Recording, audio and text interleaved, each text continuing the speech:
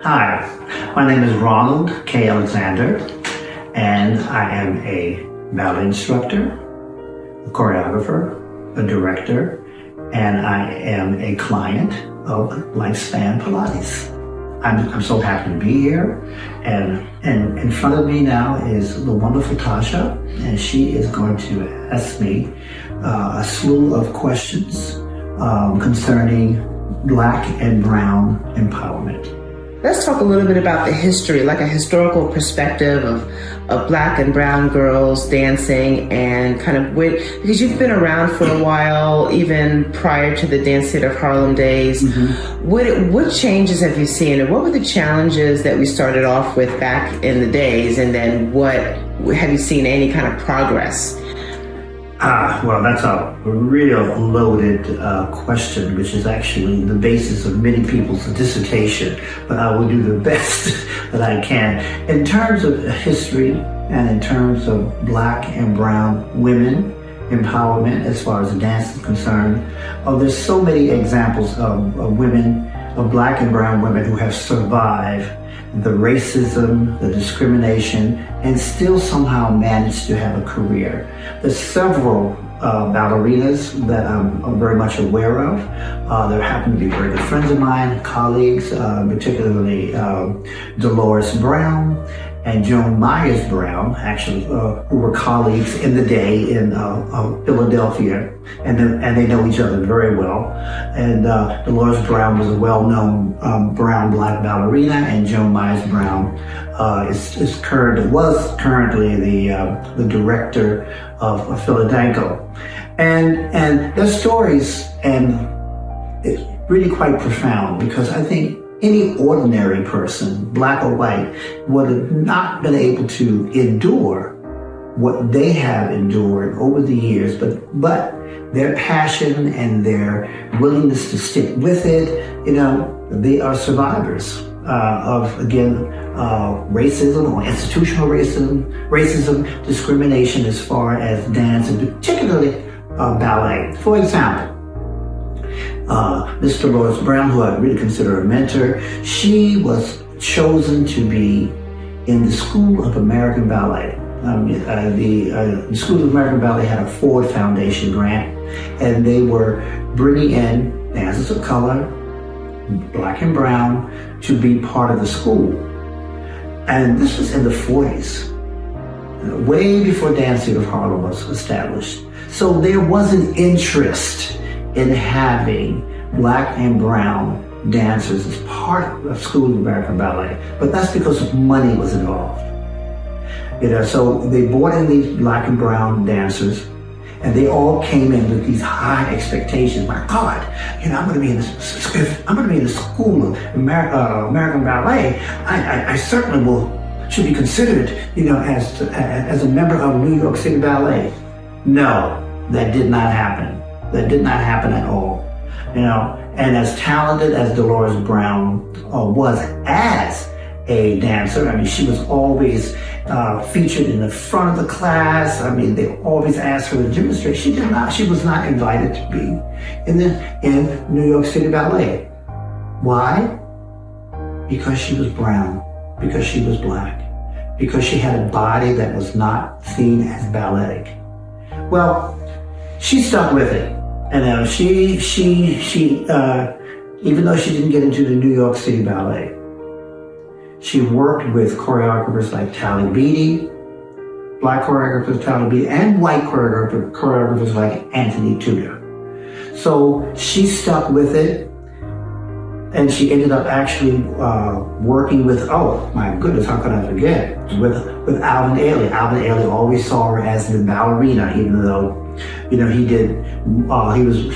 more well known for his modern works, but she was the ballerina.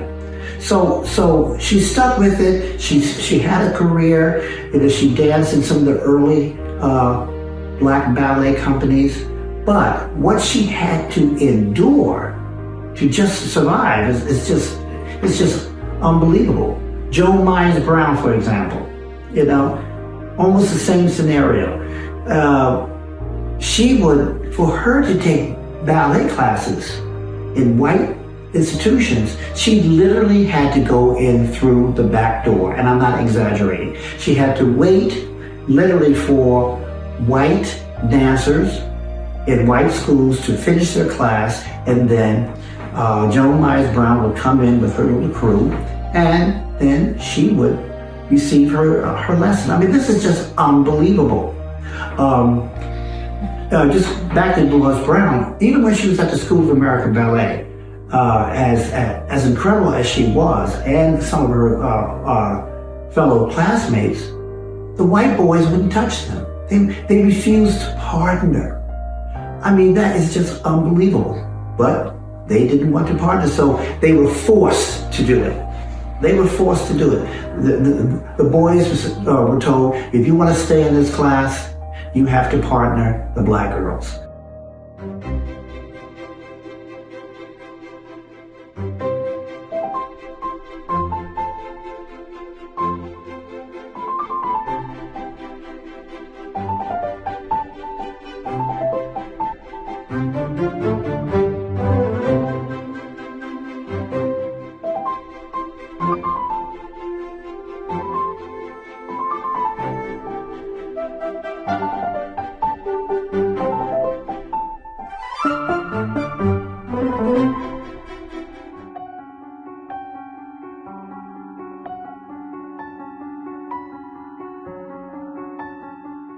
Hi, my name is Jaden Jacobs. I am 17 years old and I go to STEM Civics High School. My first poem is called Who. Smile on the outside. Laugh, don't cry, just hide. They say others have it worse, look on the bright side. Any bad feelings have always been denied. Nothing to show, don't look inside. I let you fall victim to my lies, watch you smile and laugh while falling victim to my disguise. A happy face, a wave hello, but feeling sad and exhausted down below. I'm doing well, just swell. Nothing out of the ordinary to make you worry about anything extraordinary. Who am I, who are you? Staring at a mirror, a blurred face, disorienting all over the place. Scarred skin, no longer a perfect canvas, defaced. They'll never understand us. Stuck in an empty space, the feeling of pain I'm trying to chase.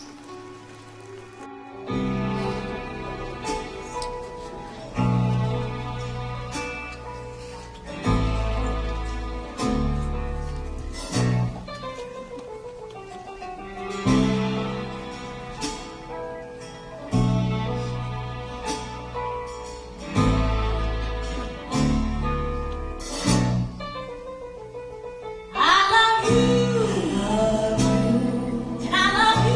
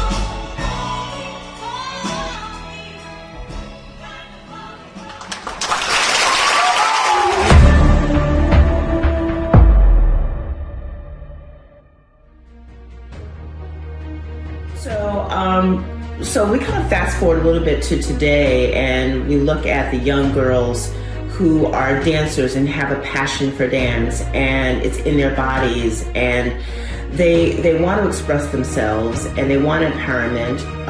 What do you think they needed to do to prove themselves? Do they need to be 10 times better? Did it benefit them to have to be 10 times better?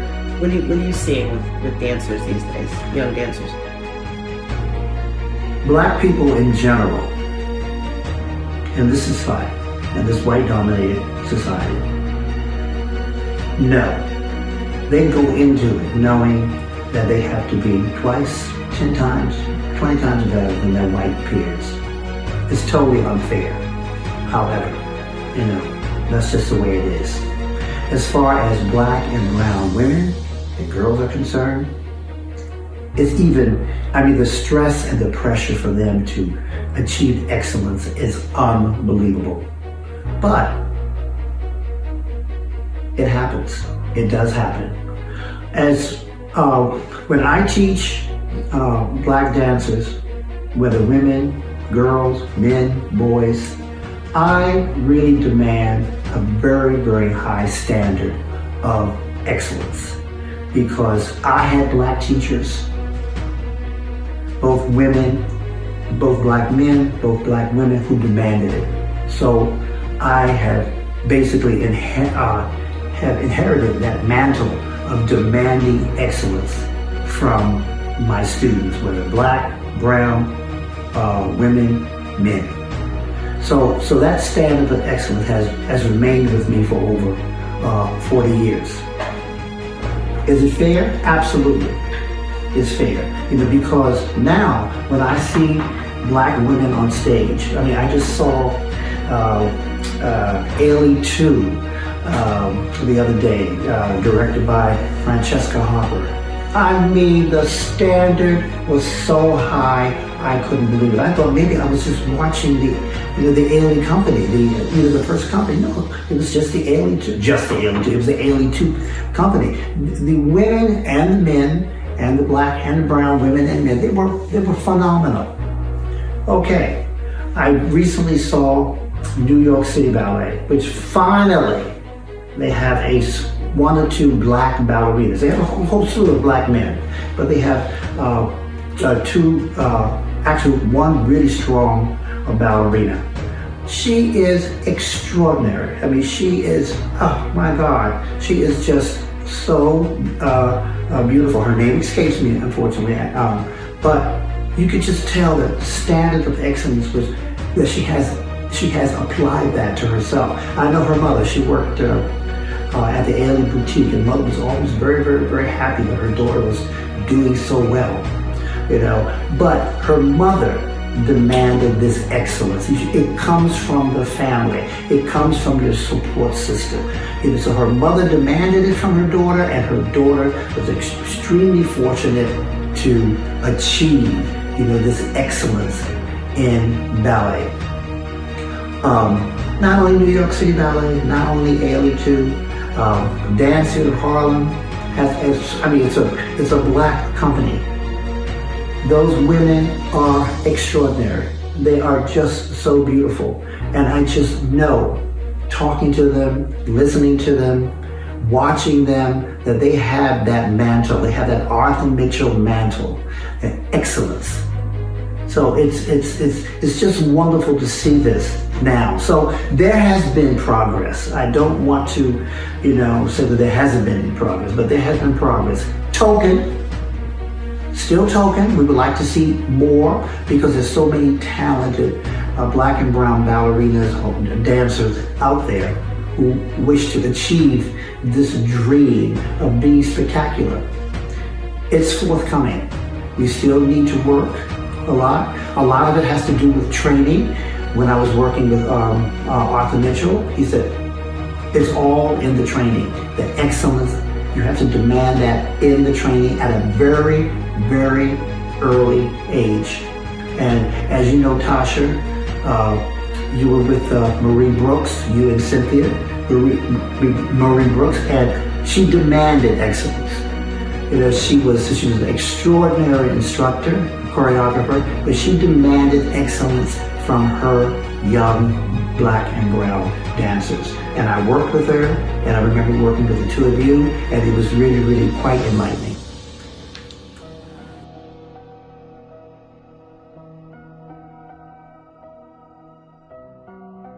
Depression. Closed, locked doors, nothing to do for hours, time soars. Staring, soul trapped into a bright screen. It's a rare sight to see.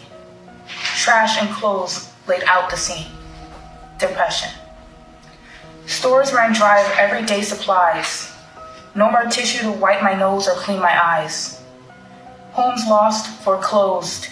Lack of money in a situation that was imposed. Struggling to make ends meet. All the pain and suffering that left us in defeat. Losing jobs. Having me sit alone, quiet sobs. Depression. Losing family, praying, yelling at the inhumanity. Losing loved ones, daughters and sons. Wishing we had the chance to make some puns, to hear their laugh, smile, instead of seeing them laying in the hospital. It was never really our style. Scared of the new, scared to go through the pain we never wanted to pursue.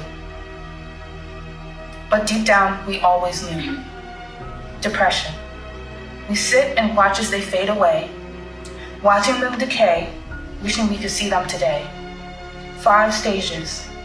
We wish it was just phases. The indescribable pain never leaves our faces. Depression. Closed, locked doors, nothing to do for hours, time soars. Staring, soul trapped into a bright screen. It was a rare sight to see. Trash and clothes laid out the scene. We wish it was just a dream.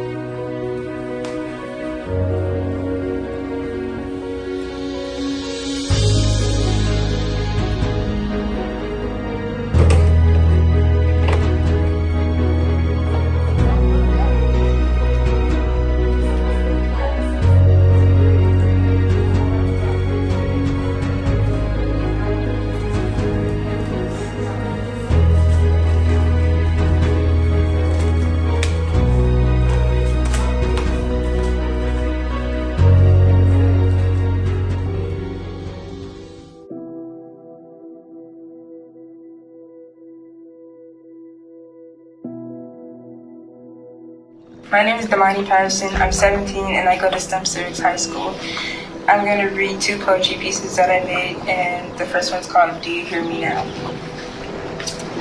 Anxiety, depression, eating, sleep deprivation, OCD, all forms of mental health. Cries for help, no one hears, hard to keep away the tears. Stay strong, they say. What does that even mean? I feel trapped inside like no one's listening to me. Panic attacks, self-harm, PTSD, stress, paranoia, schizophrenia, and insanity, all forms of mental health. Many are not talked about. Many are afraid to tell people, afraid of reaction or how they will be treated. Break the chain. Express yourself. Don't be afraid. It's harder than you think. I try, but sometimes it gets the best of me. I cannot control when it does, but when it happens, just be there. Hold my hand. Hug me. Tell me you'll always be there for me. Because if the roles were reversed, I'd be for you. Be a friend, colleague, family member. Be my person. Everyone has hard times. Who helps you get through those is the real test. Do you hear me now? Do you finally see me? For me, I'm done with this cover-up. I'm done with the pretending. I'm not standing I'm not taking a stand. I'm becoming better. I'm becoming me.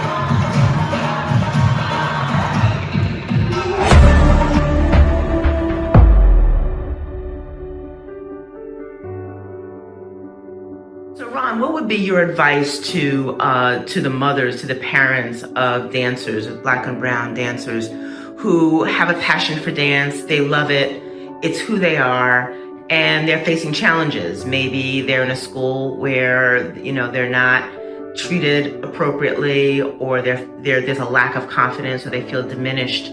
What would you advise a parent to do? Okay, I have such a good example of this. Last night, I attended the 2022 graduation ceremonies of the Ailey Fordham School, and most of the students were female. Many of them were Black and brown students. As a matter of fact, there was a whole variety. They were not only Black and brown, but they were yellow and white. But what struck me in particular was the support of not just the Black and brown mothers of their daughters, but the Black and brown fathers, the Black and brown brothers, the Black and brown cousins. So I'm talking about a whole community, a support system, you know, and that, I think, it is so necessary, because so much of it is really, yes, you have to have talent, but you have to work your behind off. 90% of it is hard work, 10% is talent, but the hard work has to be supported. You know, the parents have to be willing to take risks, and they have to take their daughters and their sons, you know, because we have a lot of Black and brown brothers out there in dance, even though this is about empowerment of Black and brown women. But you have to take the risk of bringing your students, of bringing your daughters to these dance schools. You have to talk to the instructors. You have to talk to their peers. I mean, this is it's the same kind of philosophy that you have when these kids go to public or private schools. You have to be there for your child, you know, and as long as they know that they have your support, they can do anything, you know. And if they're not right for ballet, or or right for modern dance, there's so many different types of dancing that they can do.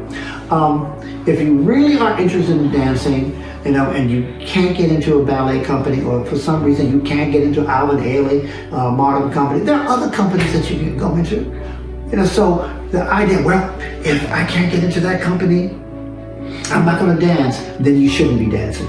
If that is your attitude, you shouldn't be dancing. okay? Because dance is all encompassing. It's all encompassing. And then, even if you don't get into these companies, that you would like to get into, you can take the life lessons that you have learned from working, into other fields. You can go back into academics. You can go. You can be a professor. My God, you can be a lawyer. You can be a businesswoman. But all of that takes, again, concentration, focus, and the support of your family. That, I think, is so important. You can't do it alone. You cannot do it alone. So if you have the support and you have a little talent and you're willing to work your behind off, you have it made. What happens if you don't have support? Let's say you're on your own. Limited support from your family. What do you need to draw from as a dancer? What does dance give you that you then have to draw from? So is it an inner power? Is it a type of discipline that you learn in class? Is it a life lesson that you take from class that you take outside to school, to work? Is there a resilience?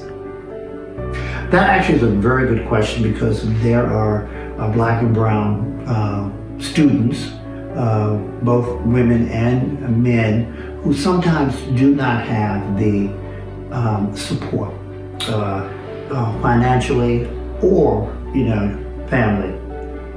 You have to find it. Maybe you have to find it within yourself. You have to have this passion. You have to really feel this. You have to really develop this spiritual aspect of it.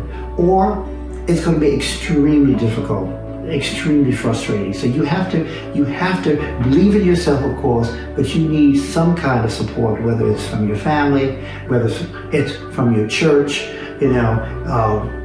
because you have to have confidence in yourself, but you also have to have the support that's going to help you to succeed.